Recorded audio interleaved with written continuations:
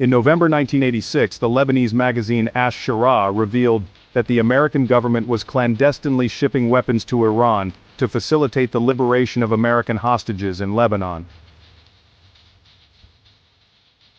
This led to an uproar in the United States, which prided itself on never negotiating with hostage takers.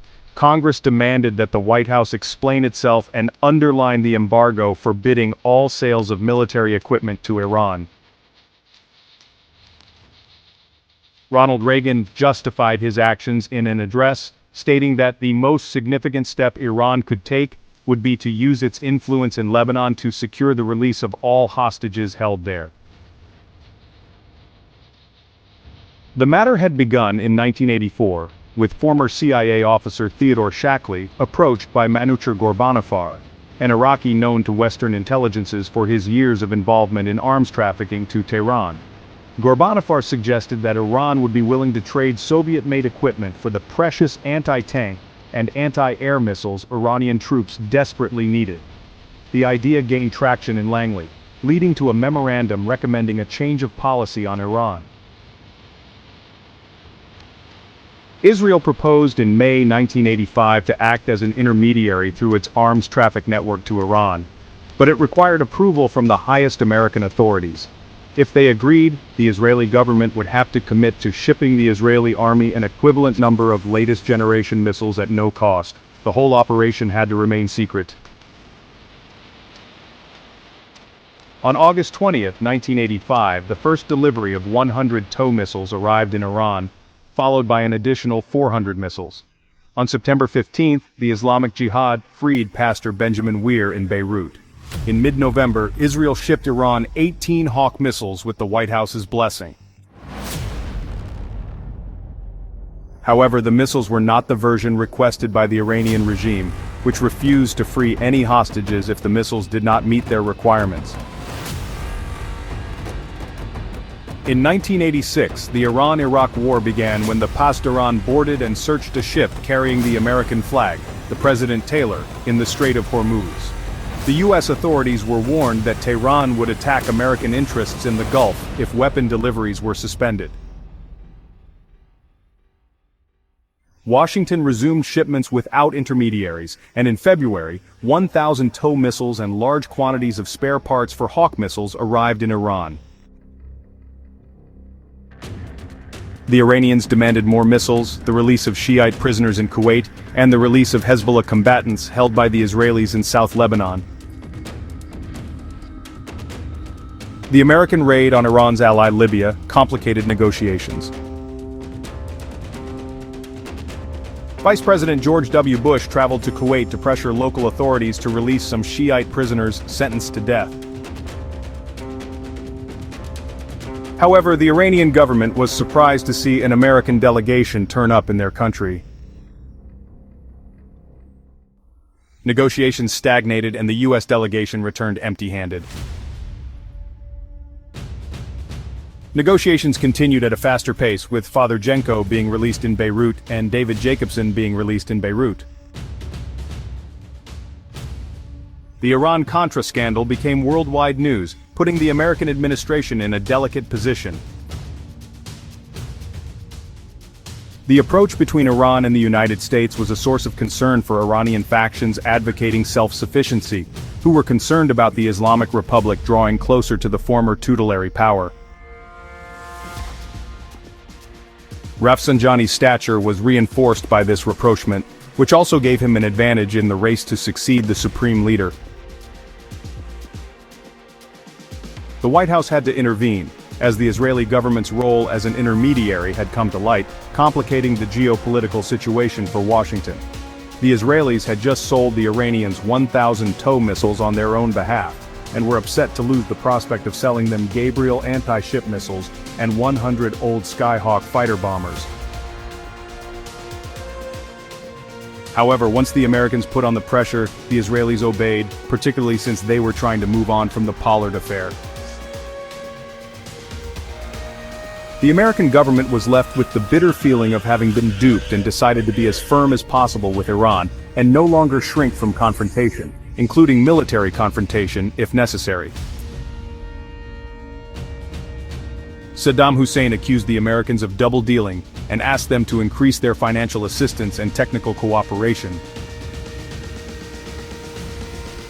The Iran-Contra scandal took its course, with Ronald Reagan managing to avoid impeachment proceedings but being severely criticized by the Tower Commission. Admiral John Poindexter and Secretary of Defense Caspar Weinberger were forced to resign, while Robert McFarlane attempted suicide and was later sentenced to 2 years probation for abuse of authority. On the fringes of this era, the American justice system brought to light several lucrative Tehran-bound traffic networks, including one based on the aircraft carrier Kitty Hawk. The American hostages held captive in Lebanon would wait to be freed until 1991, once all Shiite detainees implicated in the terrorist attacks in Kuwait and Europa, and against the Israeli army in South Lebanon were released. The Lebanese civil war was over, and the Iranian President Rafsanjani publicly encouraged the reinvestment of Western capital in his country. In late 1986, the Iranian army prepared an offensive aimed at bringing Saddam Hussein to his knees. They targeted Basra, hoping that the fall of Basra would set off a Shiite insurrection in southern Iraq. The Iranian army had 360,000 soldiers and 40,000 troops deployed in the Al-Faw pocket. In late 1986, the Iranian army prepared an offensive aimed at bringing Saddam Hussein to his knees. They targeted Basra, hoping that the fall of Basra would set off a Shiite insurrection in southern Iraq. The Iranian army had 360,000 soldiers and 40,000 troops deployed in the Al-Faw pocket. The offensive was postponed several times due to a disagreement between the regular army and the Pasdaran. The Ayatollah Khomeini had decreed a fatwa asking the armed forces to defeat Iraq before March 21, 1987. This step was aimed at motivating the troops and increasing pressure on Rafsanjani to win or negotiate. Rafsanjani imposed the idea of a frontal attack on Basra, which would be in 2 phases, crossing the Shat al-Arab at Khorramshahr to attack the city from the rear, and the main assault coming from Shalamcheh and Hosseiniya. The Iraqi military high command responded quickly, ordering its air force to bomb the flying bridges installed across the Shat al-Arab. The 7th Corps, now an ally of Saddam's family, led the counterattack, resulting in fierce combat that raged for 48 hours. In Tehran, criticism of Rafsanjani sparked criticism from Ali Khamenei, Ayatollah Montazeri, and General Nejad. Khomeini, in ill health, decided to rely on Rafsanjani as commander-in-chief of the armed forces, knowing that the Pasdaran would not understand if he sidelined him.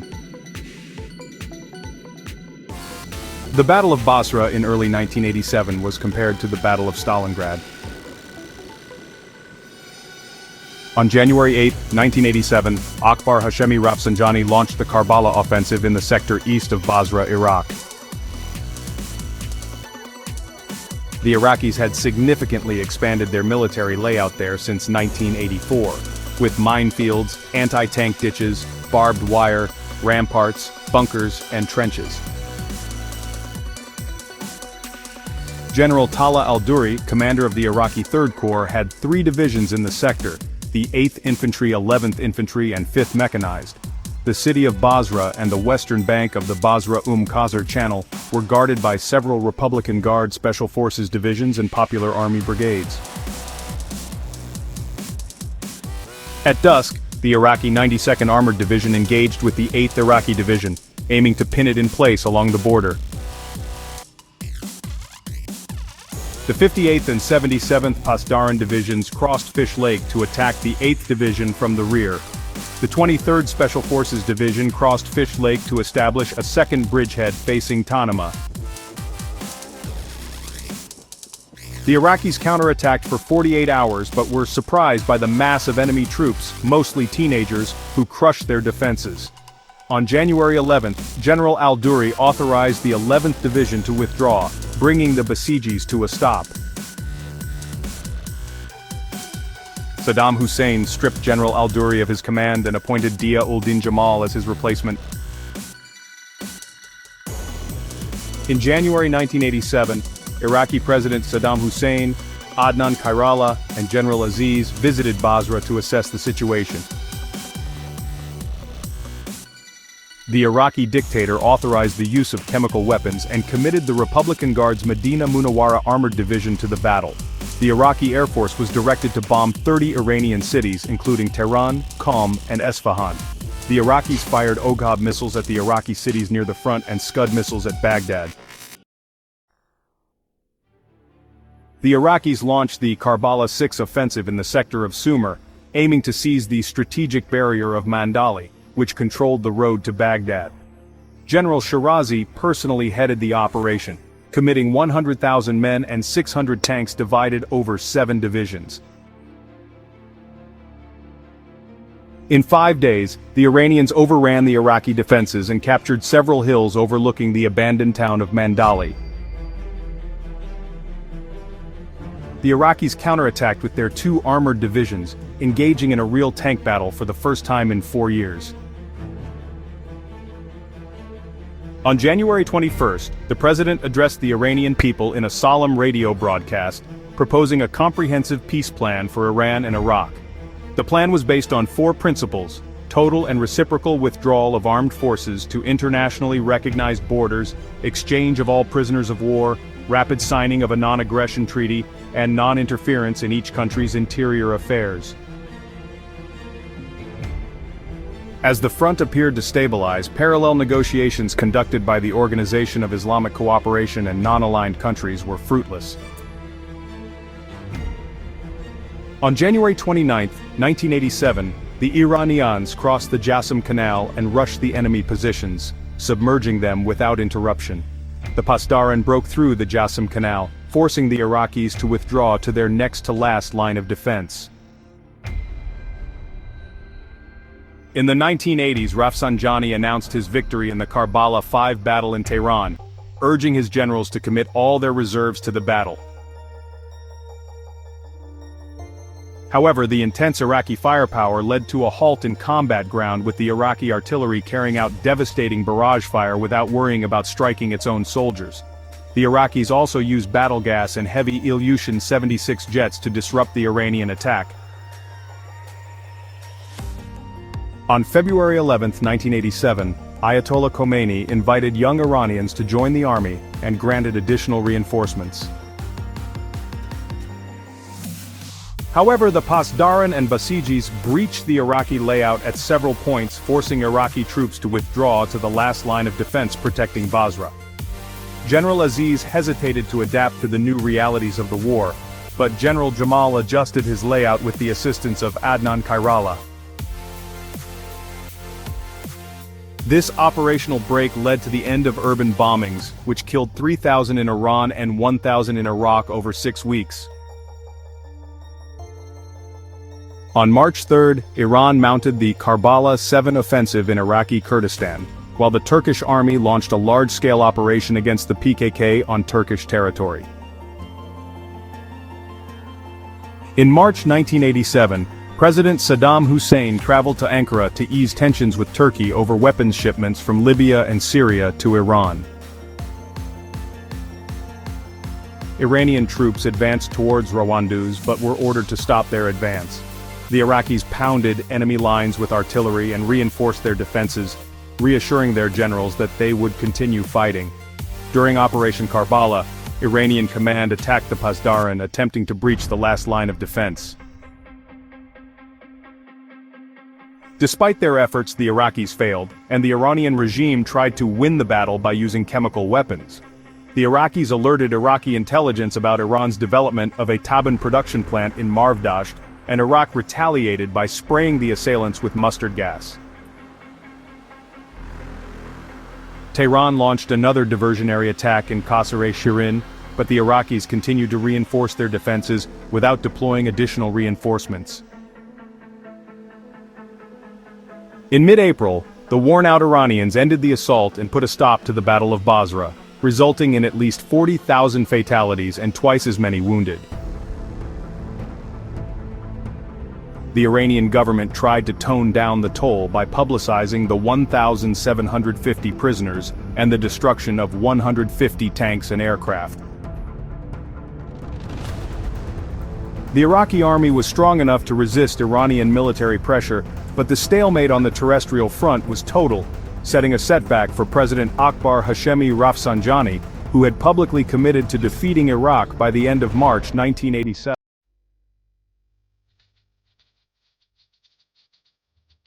In April 1987, the Supreme Defense Council convened in Tehran to define a new strategy for the Iraqi war.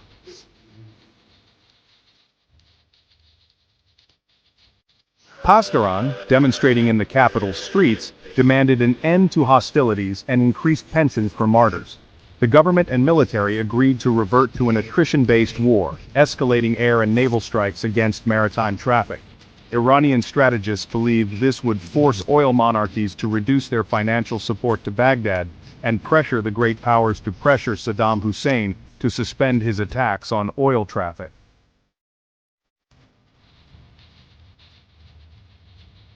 On the front, this new strategy entailed maintaining the siege of Basra and creating a Kurdish sanctuary to exhaust the Iraqi army and force it to divide its forces between opposite ends of the front line. In Baghdad, Saddam Hussein and his advisors agreed to increase their attacks on oil traffic to suppress the Iranian economy and push the mullahs to block the Strait of Hormuz. Iran deployed 2 batteries of the Silkworm anti-ship missiles on Qeshm Island in the Strait of Hormuz, and the Navy increased patrols to prevent incursion into the maritime exclusion zone. The Iraqi regime intensified its attacks on oil traffic, with Iraqi Mirage F-1 EQ-5s firing 42 exocets in 2 months, causing a 20% drop in Iranian oil exports.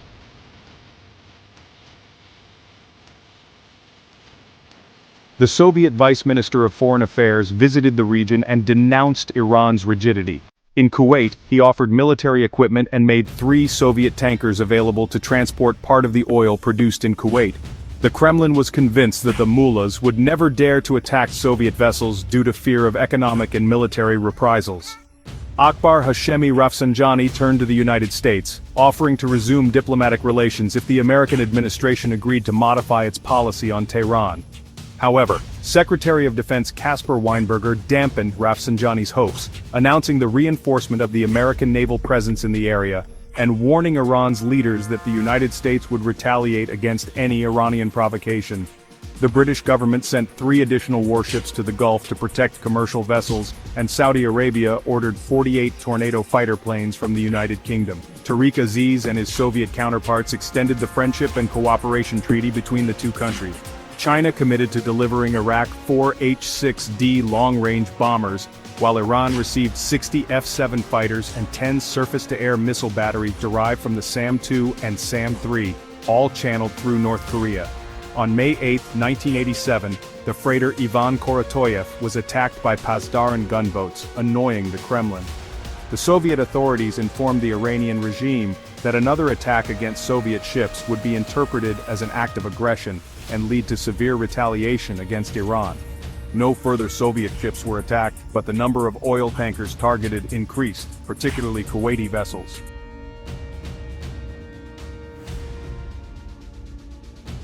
On May 17, 1987, an American AWACS plane patrolling the Saudi coastline detected an Iraqi jet plane approaching above Bubiyan Island.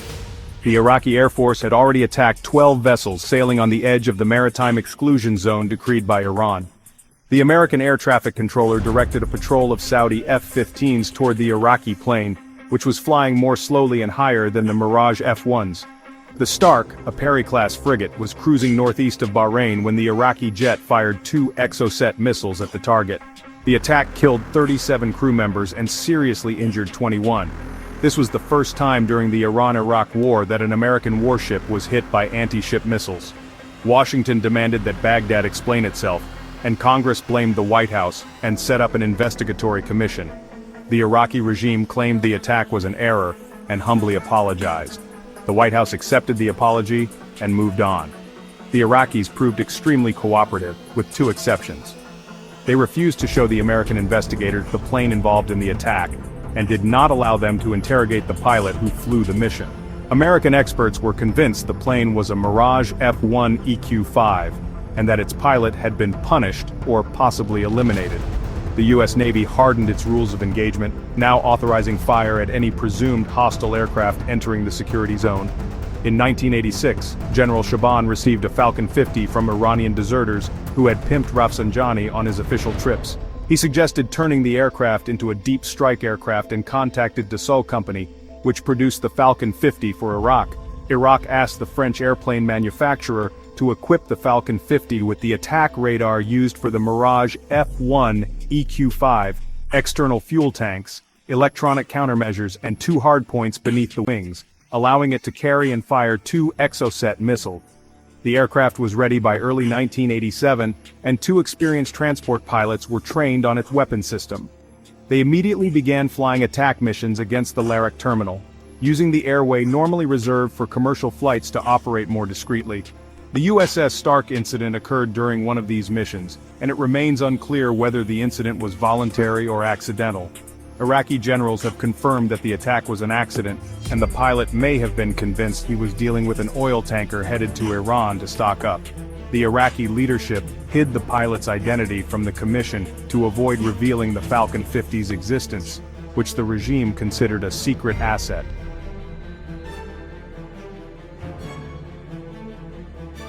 In May 1987, 4 oil tankers in the Gulf were damaged by mines, forcing them to follow the channel to avoid running into the shallows. American divers were called in to explore the area, finding moored mines immersed at the right depth to be detonated exclusively by fully loaded tankers. The Iranians had a stock of several thousand mines and intended to show the GCC oil monarchies that they would not hesitate to pollute the entire Gulf if the GCC continued to support Baghdad. Emir Jaber asked Washington to accelerate the registration of his oil tankers as American-flagged vessels. Paris and London agreed to send several minesweepers to the Gulf, but their transfer would take several weeks. The Soviet Union and China unreservedly supported the agreement and attempted to convince Tehran to accept it. On July 20, 1987, the Security Council unanimously adopted Resolution 598, including the new peace plan's proposals and ordering a team of impartial observers to supervise the ceasefire. The Iranian regime did not formally reject the plan, but foreign naval presence in the Gulf was constantly being reinforced, limiting the Iranian Navy's room to maneuver.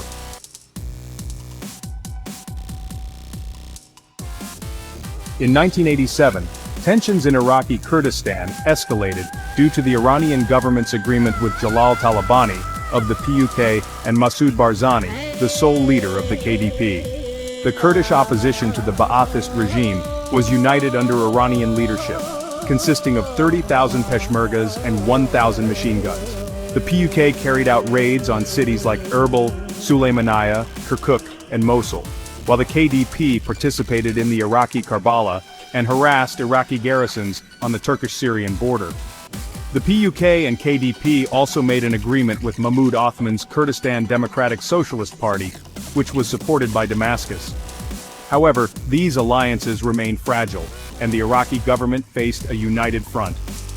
The Iraqi Kurds formed an alliance with the Shiite Dawa Party, serving as the focal point for both the Iraqi opposition and the government's brutal attacks on the regime. Saddam Hussein abandoned his previous approach to winning over the Kurdish population by playing to Iraqi nationalism and adopted a vicious repression and scorched earth policy named Anfal. This policy reinforced the Kurdish people's yearning for independence and determination to take arms and fight the Ba'athist regime. Meanwhile, the Turkish army continued to intervene in the north of Iraq to hunt down the PKK.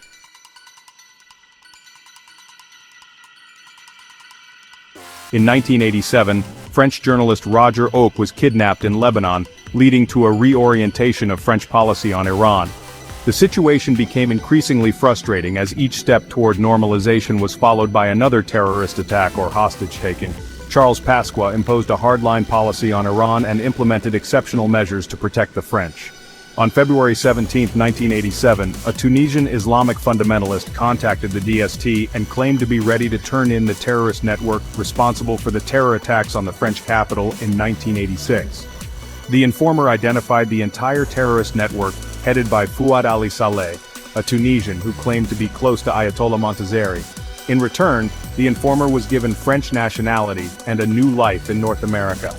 The French judicial authorities placed the Iranian embassy under conspicuous surveillance to prevent the escape of Wahid Gorgi.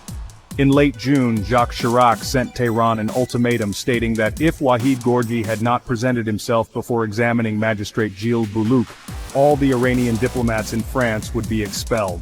However, Chirac moved on from the conciliatory statements and was ready to exchange Wahid Gorgi for all the French hostages held in Lebanon. In early July, Iran threatened to kidnap 12 French diplomats still in Tehran, and the French police immediately retaliated by besieging the Iranian embassy. On July 13, the Pasdaran surrounded the French embassy in Tehran, sparking a 4-month war of the embassies that became heated and strongly critical of the mullah's regime. On July 17, 1987, France officially broke off diplomatic relations with Iran and launched Operation Prométhée, deploying a French naval task force to cruise off the Iranian coast. The French government endeavored to engage in negotiations with Iranian emissaries to resolve the crisis, employing Wahid Gorgi as a leverage tool. The Iranians demanded a second installment of the Eurodif debt and the release of Anis Nakache and his henchmen. Jacques Chirac agreed to the prisoner exchange and financial transaction and committed to granting a presidential pardon to Anis Nakache if he were elected president. On November 27, 1987, journalists Roger Oak and Jean-Louis Normandins were freed in Beirut. Wahid Gorgi surrendered to French authorities, and he was interrogated by Magistrate Boulouk. The War of Embassies ended, and Paris paid Tehran $330 million as a second installment in the Eurodif dispute.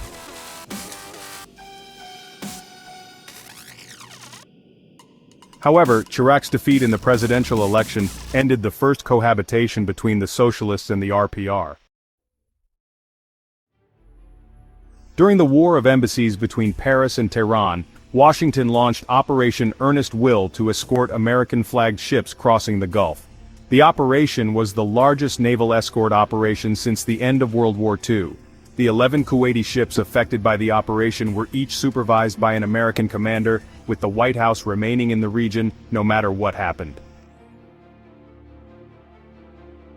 The U.S. Navy used convoys to transport oil tankers and LNG tankers from Kuwait to the mouth of the Strait of Hormuz in the Gulf of Oman. The U.S. Navy believed that American warships' dissuasive presence would suffice to avoid confrontation with Iran. However, the Iranian Navy fell back on a strategy of indirect action, with the supertanker Al-Raqqa hitting a mine off the coast of Saudi Arabia. The Pentagon accelerated the shipping of anti-mine equipment to the Gulf and deployed important naval reinforcements to the region. The U.S. Navy now had 50 warships in the region, with an additional 23 French and British ships present. Iran had only 4 frigates, 1 corvette, a few support ships, and 10 missile boats to oppose them. Rear Admiral Malekzadeghan, commanding the Iranian Navy, had 5 amphibious assault ships to supply garrisons scattered around the Gulf and discreetly lay mines. The U.S. secretly set up 2 mobile factory bases in the Gulf to monitor Pasdaranoval activity and respond to their attacks on maritime traffic. The barges were actually floating fortresses with camouflaged hangars, radar, and a sophisticated electronic warfare system. The U.S. Army's 160th Special Operations Aviation Regiment, known as the Night Stalkers, were the first Army pilots to be permanently equipped with night vision goggles. They landed at Tarait Air Base in Oman and took off in helicopters to land on a frigate about to cross the Strait of Hormuz. The main objective of the operation was not to neutralize the Pasdaran, but to closely observe their activities, anticipate their maneuvers, and apprehend them while they were laying mines. Tensions with Tehran escalated after an incident involving Shiite worshippers, leading to increased tensions with the Saudi king. The Pentagon expanded satellite reconnaissance missions to keep the Iranian layout under close surveillance and attempt to detect new minefields. Navy minesweepers began mine disposal operations in the Strait of Hormuz with the help of French and British vessels and 5 Dolphins trained to detect underwater mines. The tanker war reached a peak in September, with 41 Iraqi and 17 Iranian attacks. Lloyd's was forced to raise insurance premiums for ships crossing the Gulf by 50%. Iran retaliated by increasing the frequency of its attacks and firing silkworm missiles from the Al-Faw Peninsula onto Kuwaiti territory. The Belgian and Dutch governments announced that they were sending a binational fleet of 4 minesweepers to the Strait of Hormuz, while Italy announced that it was sending a naval force to the Gulf. Under UN Secretary-General Javier Pérez de Cuellar, Ali Khamenei and Akbar Hashemi Rafsanjani agreed to accept Resolution 598 once an international commission had officially established Iraq's responsibility for starting the war. Paris and Washington opposed their proposal, but both governments wanted to punish Iran for different reasons. The White House released details of an encounter between the U.S. Navy and the Iranian amphibious assault ship Iran-Contra to prove Iran's duplicity. The Iran-Contra, a Persian Gulf oil tanker, was detected by the U.S. Navy and shifted course towards international waters.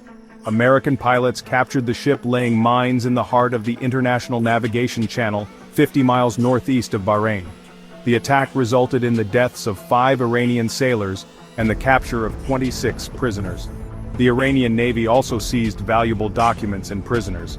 The images of the Iranian crew and the Iran-Contra laying its mines exposed Tehran's responsibility for the mines in the Gulf, which was a blow to the mullahs. China was forced to denounce Iran's attitude to guarantee its oil supply from Saudi Arabia.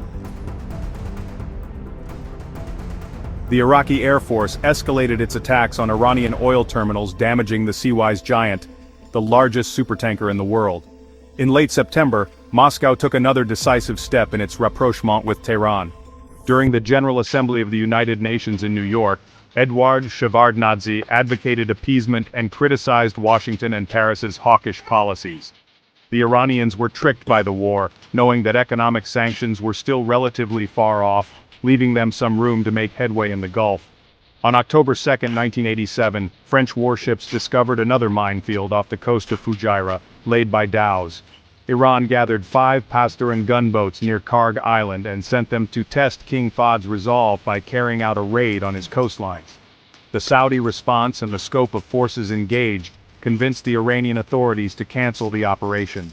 In October 1987, the Iranian corvette Alborz attacked the U.S. Navy, causing damage to the Liberian oil tanker Atlantic Peace and the Liberian supertanker Sangari.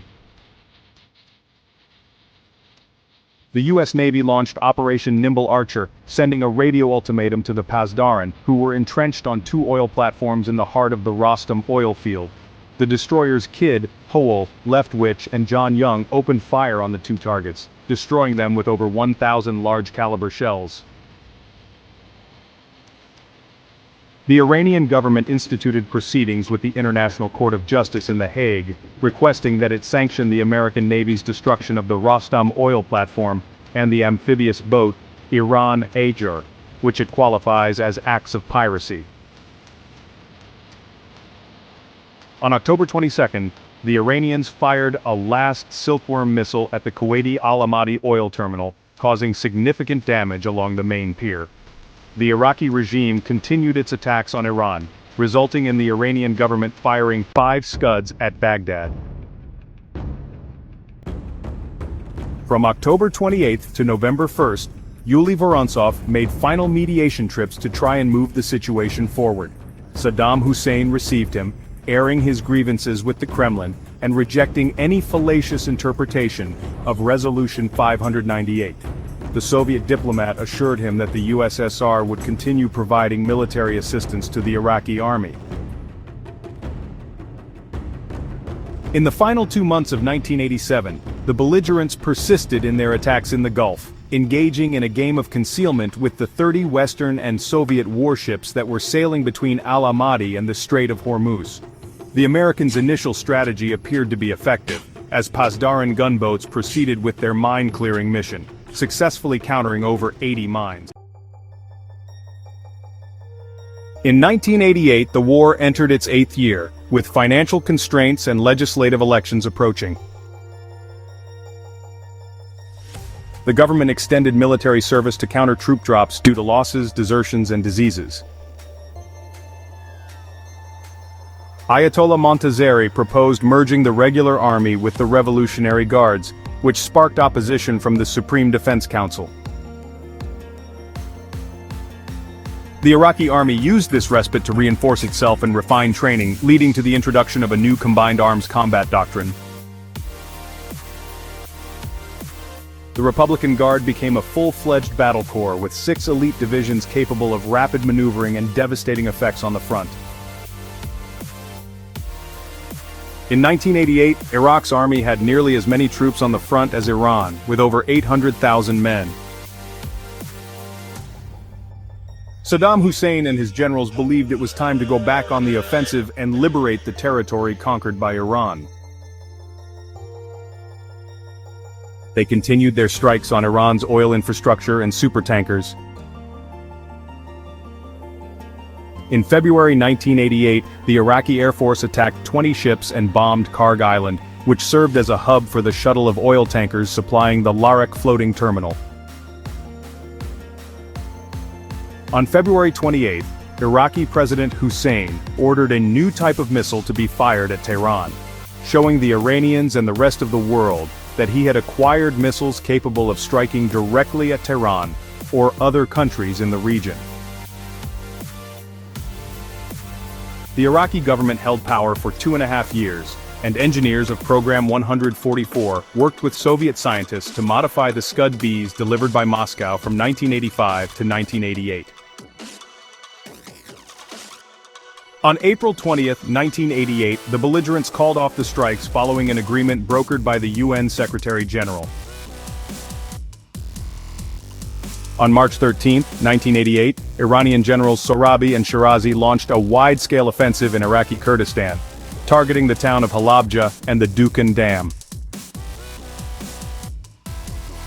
The Iraqis, led by the 1st and 5th Corps infantry divisions, captured Halabja on March 14.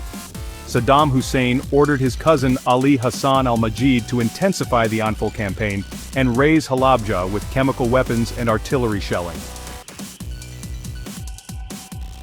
The gassing of Halabja brought the Iranian offensive to a sudden halt, as the large number of military casualties convinced Tehran of the potentially devastating effect of further chemical attacks. Turkey, defending its border with Iran, threatened to close its border with Iran if Tehran continued its offensive in Iraqi Kurdistan. On March 27, the Iranian Air Force bombed the Habur border post, marking the first direct Iranian attack on Turkish soil since the beginning of the war. They decided to focus on the southern front to recapture the Al-Faw Peninsula, which was the Iranian layout's weak point. The Iraqi government devised an elaborate deception plan to maximize their chances of taking the Iranians by surprise. Adnan Khairallah discreetly deployed 5 Republican Guard divisions south of Basra, joined by 3 divisions from the 3rd and 4th Army Corps. On April 17, 1988, the Iraqi Armada started toward the Iranian lines, using a pincer movement to break through the enemy layout at both ends. However, the wind unexpectedly changed directions, pushing poison clouds toward Iraqi lines, killing nearly 200 soldiers and severely injuring several hundred more. The Iraqi Air Force destroyed the 3 pontoon bridges over the Shatt al-Arab, isolating Iranian troops on the peninsula. The Navy also participated in the recapture of the peninsula, with 200 frogmen swimming across the Shatt al-Arab to carry out diversionary attacks. Iraqi military high command surprised the Iraqi military by recapturing the bridgehead, killing 5,000 Iranians and taking 10,000 prisoners. The Iraqi victory impacted Iran, which could no longer fire Silkworm missiles at Kuwaiti territory.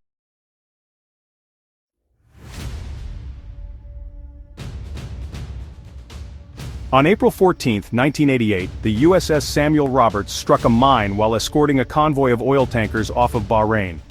The explosion caused major damage, igniting a fire that took several hours to control.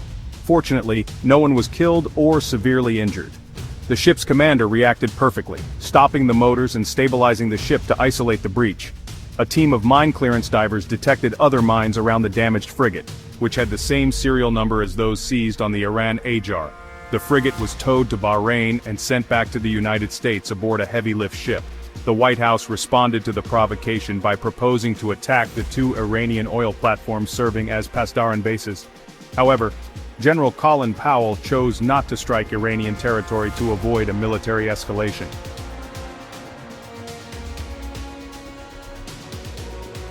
On April 18, 1988, U.S. Admiral Anthony Less launched Operation Praying Mantis, which involved 5 warships divided into 4 task forces.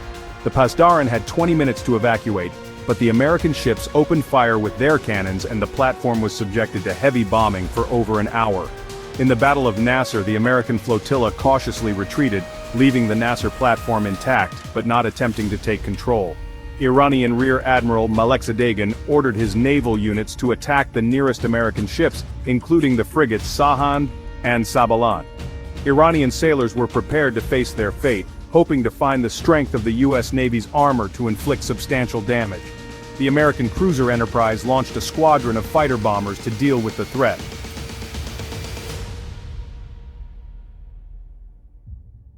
The Pasdaran gunboats attacked the British supertanker York Marine and headed for the Mubarak oil field off Abu Dhabi to attack the Scanbay oil platform.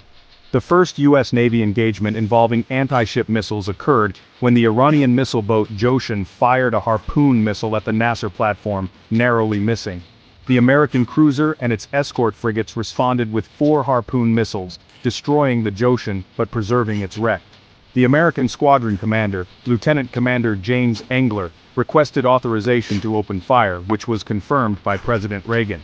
The American squadron eventually succeeded in sinking 3 gunboats while the Iranian gunboats continued to attack.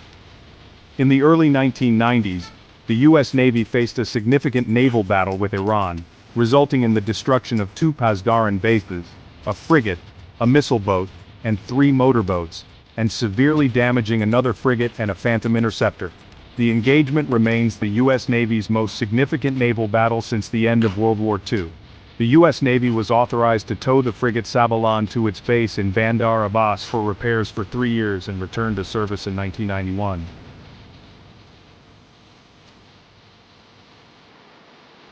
The next day, Akbar Hashemi Rafsanjani announced that time was now against Iran, possibly to demonstrate the disproportion of forces in the field and justify the upcoming announcement of a ceasefire. The American government extended protection to all maritime traffic in the Gulf, and Tehran immediately put an end to its harassment of maritime traffic to avoid repeating Operation Praying Mantis. In early May, the Iranian Navy deployed its 3 destroyers, Babur, Palang, and Damavan, in the Strait of Hormuz, causing the 3 ships' weapon systems to be no longer operational. The maneuver fooled everyone, both in Tehran and Baghdad. In the second round of Iranian legislative elections held on May 13, 1988, Mehdi Karoubi's Association of Combatant Clerics won 60% of the seats in parliament, causing a setback for Akbar Hashemi Rafsanjani. He had to negotiate with the Association of Combatants Clerics and opposition parliamentarians to retain the chairmanship of parliament and reappoint his government. Mehdi Bazargan, a member of the opposition and one of Bani Sadr's former prime ministers, published an open letter to the Ayatollah criticizing Rafsanjani for failing to negotiate at the right time, and accusing him of being solely responsible for the continuation of a war Bazargan saw as contrary to the principles of Islam. Rafsanjani dismissed General Sohrabi from his position as Chief of Staff of the Iranian Armed Forces and replaced him with General Ali Shabazi. The Kremlin tried to persuade Iran's leaders that it was urgent to declare a ceasefire to stabilize the region and avoid another confrontation between American and Iranian forces. However, the Ayatollah continued to oppose the ceasefire.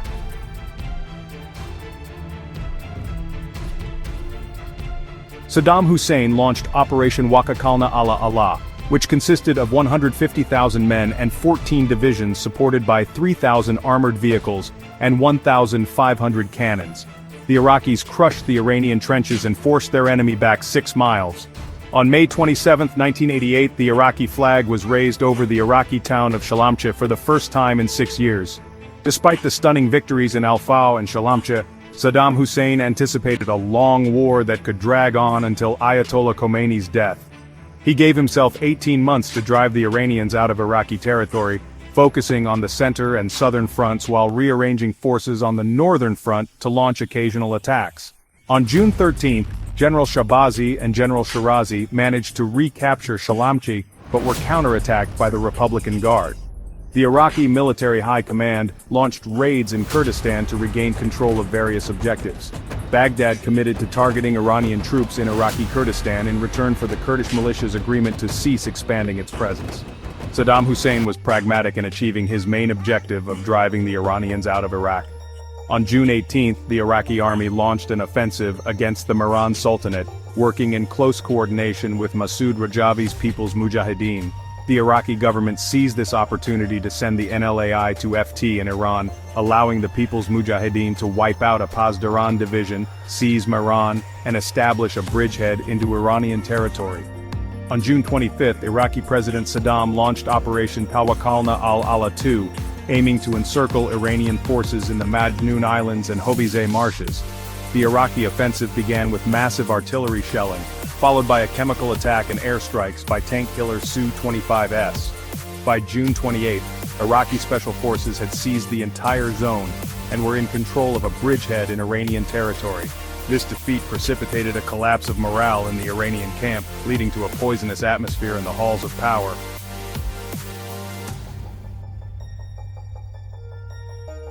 The Vincennes, a modern cruiser, was initially designed to intercept Soviet bombers attempting to saturate U.S. Navy defenses. Captain William Rogers, the ship's commander, ordered action stations and took the initiative to engage Iranian gunboats. The USS Montgomery, a frigate, was closer to the naval exclusion zone decreed by Iran. Rogers ordered action stations and sent the ship's helicopter on a reconnaissance flight. The Vincennes entered Iranian territorial waters, but its crew was so absorbed by the chase that it did not notice. The Iranians received orders to retreat and did not counterattack. The tension on board was palpable, as the captain realized that entering enemy territorial waters exposed the ship to potentially legitimate attack. The intelligence officer on board reminded him of a memo warning that the Iranians would likely attempt a high-profile action on the 4th of July to seek revenge for their humiliation 2 months earlier. The Vincennes was 60 nautical miles from its regular route near Keshem Island, which was home to a battery of Silkworm missiles. The battery did not engage in combat, following strict orders from Tehran to avoid vainly provoking the U.S. Navy. The mullahs were aware of the highly uneven balance of power, and Rafsanjani knew that sparking a major confrontation with the United States had nothing to gain. In the aftermath of the Iran-Iraq War, the Vincennes Airbus was downed by a missile. The aircraft's radio operator sent a warning to the approaching aircraft over 2 international emergency frequencies, but no response was received. The crew of the aircraft was confused and panicked, as they were unaware of the 30-minute time difference between Bahrain and Iran.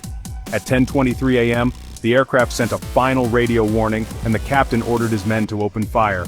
2 SM-2 Standard missiles struck the plane at a speed of 3.5 times the speed of sound, resulting in its destruction and disappearance from radar screens. This tragic mistake was the result of an accumulation of human errors combined with a deficient man-machine interface. The Iranian authorities accused Washington of committing a war crime, leading to the conspiracy theory that the United States intentionally shot down the Iran Airbus to accelerate the end of the Iran-Iraq War. Supporters of this theory point to Captain Rogers' Legion of Merit Award as evidence of following orders. However, this theory does not hold up to a meticulous examination of the facts. The downing of the Iran Airbus could have easily provoked another escalation between Tehran and Washington. The Iranian government did not openly retaliate for the destruction of the Airbus, but warned American authorities that it would not tolerate further incidents of this type.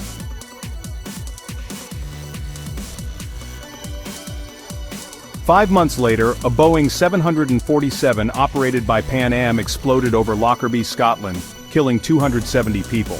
The Lockerbie bombing was ordered by the Iranian regime, with Ali Akbar Mohtashamipour, an Iranian official close to Rafsanjani, paying the Libyan authorities $10 million. The American administration did not use this report to officially reveal Tehran's responsibility, possibly due to lack of proof, rivalries between agencies, and a desire to avoid stigmatizing the Iranian regime. The White House kept the Lockerbie case as a wild card, possibly to negotiate with Tehran for the release of American hostages in Lebanon. The incident also led to negotiations with the Iranian regime, leading to a settlement in 1996. The accidental destruction of the Iran Airbus convinced the Iranian regime that it could not afford to fight both Iraq and the United States, and that the time had come to deal the decisive blow that would make Tehran fold. On July 12, 1988, Saddam Hussein launched Operation Tawakkalna ala Allah III, attacking Iranian positions in the Central Front. Iraqi forces recaptured their frontier oil fields and penetrated deep into Iranian territory without encountering significant resistance. On July 14, Hussein threatened Tehran with an attack in the south and take control of Iran's oil wells if the Iranian army did not withdraw from Iraqi Kurdistan. The Iranian leaders gathered for an emergency meeting in Tehran to evaluate the situation, and the ailing Ayatollah Khomeini urged them to focus on the interests of the Islamic Republic. In an 8-hour meeting, Iranian leaders accepted Hussein's proposal and agreed to put an end to the war. On July 15, Akbar Hashemi Rafsanjani publicly announced the withdrawal of Iraqi troops from Iraqi Kurdistan. On July 17, Saddam Hussein listed 5 conditions for a comprehensive, just peace direct negotiations between the two parties, an immediate start to United Nations cleanup of the Shatt al-Arab, a guarantee of free navigation in the Gulf for Iraq, the end of Iranian attacks on maritime traffic and prisoner exchange.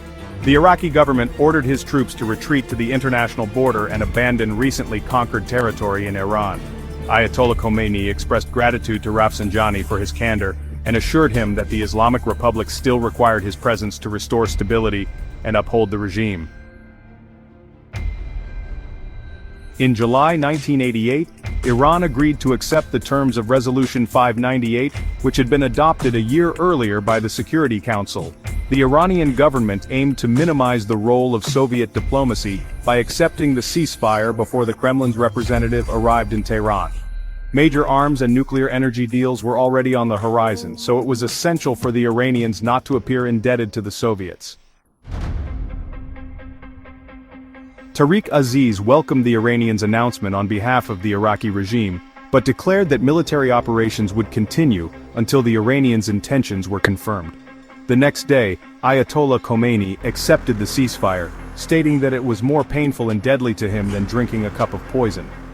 UN Secretary-General Javier Pérez de Cuellar invited the Iraqi and Iranian ministers of foreign affairs to meet in New York to begin negotiating the terms of the ceasefire. However, the Iranian delegation refused any direct negotiation with Iraqi representatives, as Tehran considered Saddam Hussein's regime illegitimate. Saddam launched Operation Tawakkalna ala Allah IV in Qasr-e-Shirin and Hoveyzeh, aiming to put pressure on Tehran by capturing new territory. The Iraqis advanced about 30 miles and took over 8,000 prisoners, leading to an unexpected political development in Tehran. On August 6, the Iranians yielded to the military and diplomatic pressure and accepted direct negotiations. Saddam Hussein expressed his agreement for the ceasefire to come into effect, as long as Tehran expressly recognized all the terms, and Baghdad recovered its navigation rights on the Shatt al-Arab. The Iranian government confirmed the terms of the ceasefire, accepted direct negotiations, and recognized the right of free passage on the Shatt al-Arab. The United Nations mandated peacekeeping force of 350 observers was established by the United Nations in 1988 to monitor the ceasefire and report any incidents. The military observer group, headed by Jan Eliasson and Major General Slavko Jovic, was dismantled in 1991 at the beginning of the Gulf War. François Mitterrand charged Roland Dumas with settling the European dispute, and the French government re-established diplomatic relations with Tehran. However, the Iranian government refused to agree to new arms deals requested by Saddam Hussein, leaving French arms industrialists with a significant debt. In 1989, France and Iran agreed on the terms of a settlement of the Eurodif dispute, with France paying Iran a final installment of several $100 million in full settlement of the Eurodif debt. Iran was formally re-established as a shareholder in the company after compensating Paris for canceling the Framatome nuclear power plant commission. Eurodif's dissolution in 2012 rendered the dispute void. French-Iranian relations took a turn for the worse in 1991, when an Iranian commando assassinated Shapur Bakhtiar and Ali Vakili Rad, who was arrested, tried, sentenced and imprisoned by the French. The Iran-Iraq War was a horrific conflict that resulted in human and material losses on both sides. Both sides exaggerated the number of victims, with Iraq claiming the loss of over 350,000 men, and Iran mourning at least 600,000. However, research later reduced this figure by 1/3. The total human toll stands at 680,000 dead and missing, with more than 1.5 million wounded and killed. The proportion of civilian victims is false, as 85% of the dead were soldiers, with the remaining 12% being Kurds killed by both Iraqis and Iran. About 115,000 soldiers are said to have been taken prisoner, but their exact number remains impossible to establish. The conflict was also proportionally less deadly than the First World War, with the principal belligerents losing an average of 4% of their population in 4 years. Material losses were extensive, with 9,000 armored vehicles, 4,600 tanks, 1,650 artillery pieces, 950 aircraft, and 30 warships destroyed. The pace of military operations more or less followed the price of oil, which was both belligerents' near-exclusive source of revenue. The war's financial cost is estimated at approximately $1,100 billion, with 40% spent by Baghdad and 60% by Tehran. Saddam Hussein waged war on credit, drawing on loans from oil monarchies, bank guarantees from the United States and payment deferments allowed by the Soviets and the West. In conclusion, the Iran-Iraq War was a tragic conflict that resulted in significant human and material losses, but it was ultimately justified by the sacrifices made by both sides.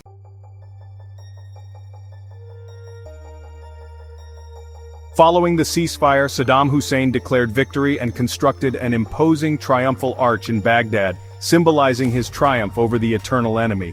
However, he was aware that Iraq's finances were in a catastrophic state, and he had no choice but to demobilize the army and reintegrate former soldiers into civilian life. The size of the armed forces had quadrupled over the last 8 years, but oil revenue had diminished by 50%.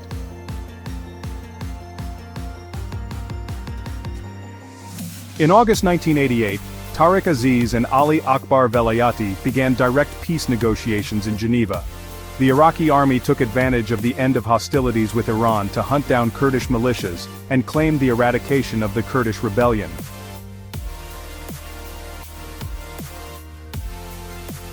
On September 22, Iran withdrew the Pasdaran from the Farsi, Abu Musa, and Greater Tunb Islands and participated in demining operations in the Strait of Hormuz. On October 1, Iran re-established diplomatic relations with Saudi Arabia, Kuwait, Bahrain, and most European nations, including the United Kingdom.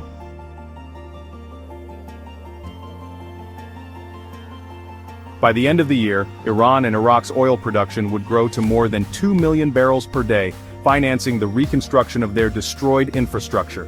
In February 1989, Ayatollah Khomeini issued a fatwa sentencing British writer Salman Rushdie to death for blasphemy, forcing the entire Iranian political class to radicalize itself again.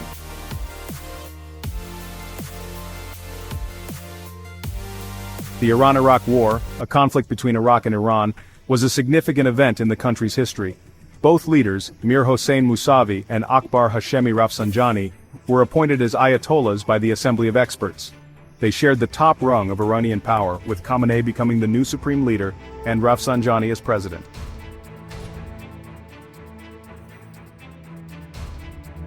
Saddam Hussein struggled with Arab neighbors to raise oil prices and increase OPEC production quotas to finance a military apparatus that became more expensive. He openly threatened Emir Jabr of Kuwait, who insisted on maintaining low oil prices and refusing to forgive the financial debt Iraq had accumulated during the war.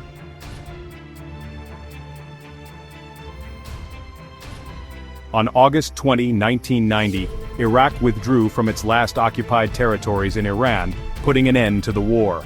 The war acted as a catalyst for Saddam Hussein, as he discovered his interest in military matters and bypassed his chiefs of staff.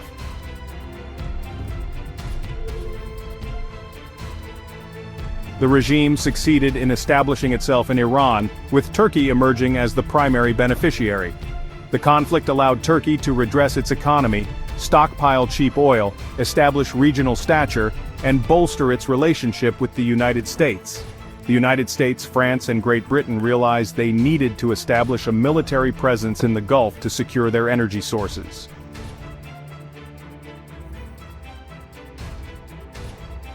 The war had mixed effects on the Soviet Union, with weapons sales to the belligerents helping it meet immediate economic needs, but also damaging the relationship between Moscow and Baghdad, leading to the loss of a major ally in the region.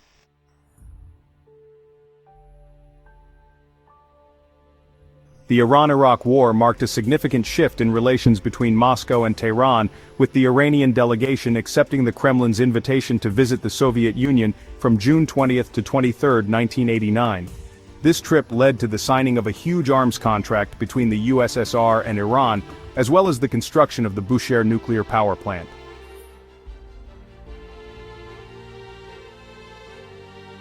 China and North Korea also took advantage of the war by doing good business with Iran and Iraq, delivering weapons and ammunition to both belligerents.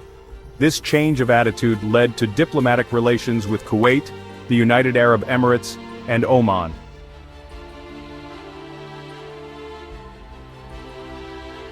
The Iran-Iraq War was the 20th century's last total war, involving two nations fighting each other without restrictions and committing all their potential. It demonstrated that quality did not always make up for quantity, and that it is impossible to win without a clear sense of objectives and a coherent strategy. The war also highlighted the importance of military intelligence, troop training, motivation, flexibility of the chain of command, and awareness of the environment.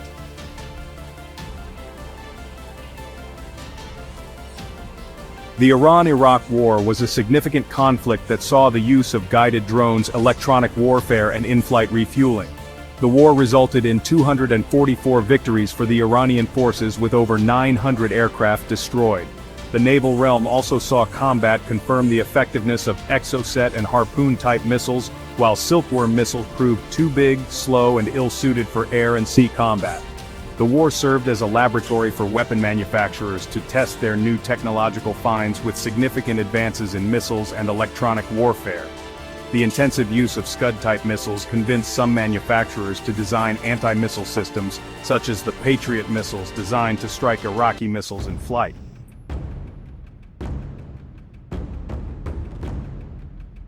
The consequences of the Iran-Iraq War remain perceptible today, including the radicalization of the Iranian regime, the revival of its nuclear program, and the marginalization of Iraq.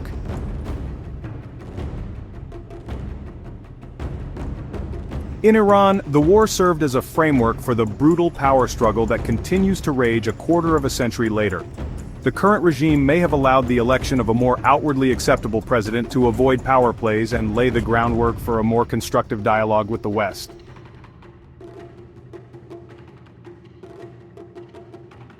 However, three potential obstacles to normalization include the lashing out of Iran in case of unexpected upheaval, obstruction by the American Congress, and the openly stated opposition of Israel and Saudi Arabia.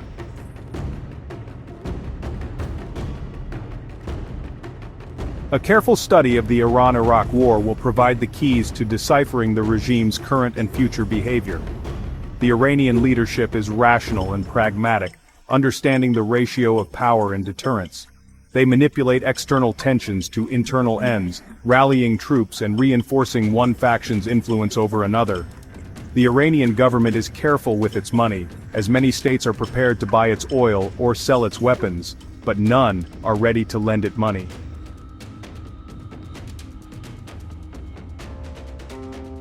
Economic war, now referred to as economic sanctions, works with Tehran, as long as the instigator has enough time for sanctions to take effect, and is ready to truly dry up the Iranian economy. The Iranian government engages in asymmetric warfare, often striking first to surprise its opponent. The war showed that the Iranian government only yielded when it was convinced that its adversary was on the verge of doing great harm, either militarily or economically.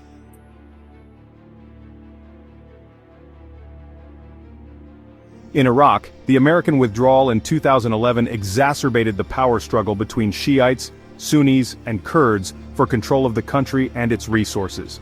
The Iraqi crisis could endure, and Iraqi leadership could be tempted to re-establish national unity based on the three sacred causes: the reconquest of the Kurdish provinces, Kuwait, and the Shatt al-Arab.